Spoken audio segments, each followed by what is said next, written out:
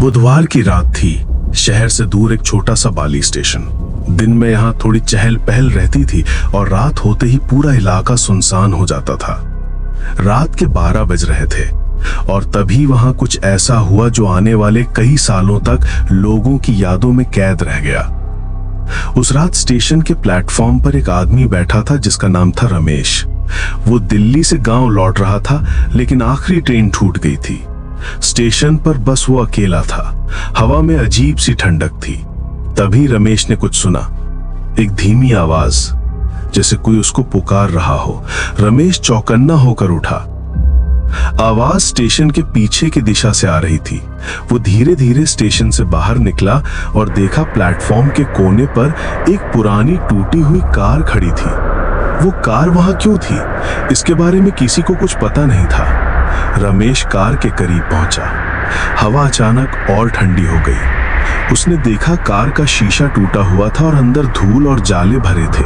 पर तभी उसे ऐसा लगा जैसे कार के अंदर कोई हलचल हुई हो, जैसे किसी ने सीट पर हाथ फेरा हो। वो झुककर देखने लगा और तभी खक की आवाज आई, जैसे किसी ने अंदर से दरवाजा हल्का सा धक्का दिया हो। रमेश के हाथ कांपने लगे। उसने दूर हटकर देखा। अंदर से ठंडी हवा का झोंका निकला। वो झोंका सीधा उसके चेहरे पर लगा और एक अजीब सी ठंडक उसके शरीर में उतर गई। ये गाड़ी किसकी है? वो पीछे हट गया, लेकिन कार का दरवाजा पूरी तरह खुल चुका था। अंदर एक पुराना बैग रखा था और सीट पर कुछ पीले पड़े कागज। रमेश ने हिम्मत नहीं की उन्हें छूने की।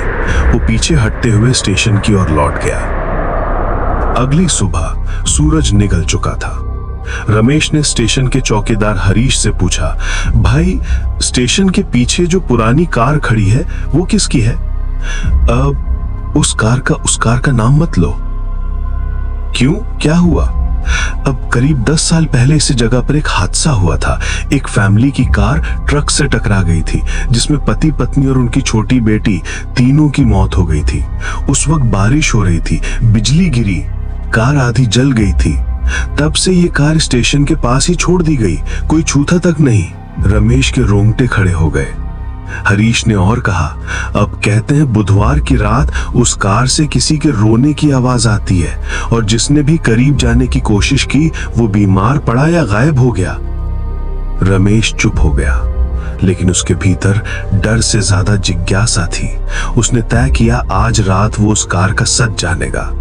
रात हुई। स्टेशन पर कुछ लोग टिकट लेने आए थे। उन्होंने भी कार को देखा और एक दूसरे से फुसफुसाने लगे। धीरे धीरे स्टेशन पर अफवाहें फैलने लगी। लोगों ने रात में उस तरफ जाना बंद कर दिया, पर रमेश नहीं रुका। उसके अंदर कुछ चल रहा था, जैसे कोई अदृश्य ताकत उसे खींच रही हो। कई बार रात को उसके अंदर किसी के रोने की आवाज आती है। उसने स्टेशन से कार की तरफ देखा। कार की हेडलाइट्स टूटी थी, लेकिन ऐसा लग रहा था जैसे उनमें हल्की नीली रोशनी चमक रही हो। इस बार उसने हिम्मत की। वो टॉर्च लेकर कार के पास गया। दरवाजा वैसे ही खुला हुआ था। अंदर झांका तो सीट पर एक पुराना चमड़े का बैग रखा था। उसने बैग खोला। अंदर कुछ पुराने दस्तावेज, एक फटी हुई डायरी थी। रमेश के हाथ कांपने लगे।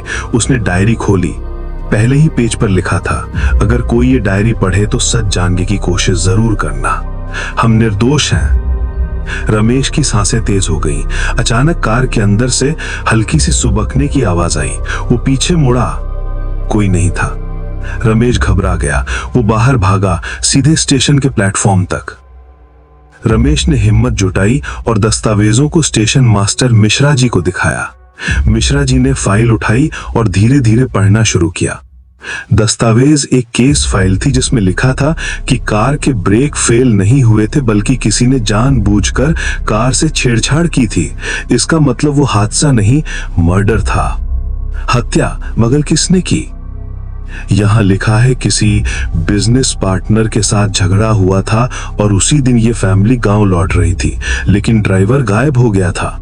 रमेश के चेहरे पर अब डर नहीं बल्कि गुस्सा था। रमेश, सावधान रहो, वो कार अब सिर्फ धातु नहीं है, वो अतीत का दरवाजा है। रमेश अब उस रहस्य को सुलझाने के लिए तैयार था। उसे नहीं पता था कि आगे जो होने वाला है वो उसकी जिंदगी हमेशा के लिए बदल देगा। स्टेशन के आसपास के लोग अब डरने लगे थे। कहते हैं बुधवार की रात से ही स्टेशन के लाइट पोल अपने आप बंद होने लगे थे और कई बार रात के वक्त किसी के हंसने या रोने की आवाज सुनाई देती थी। वो फिर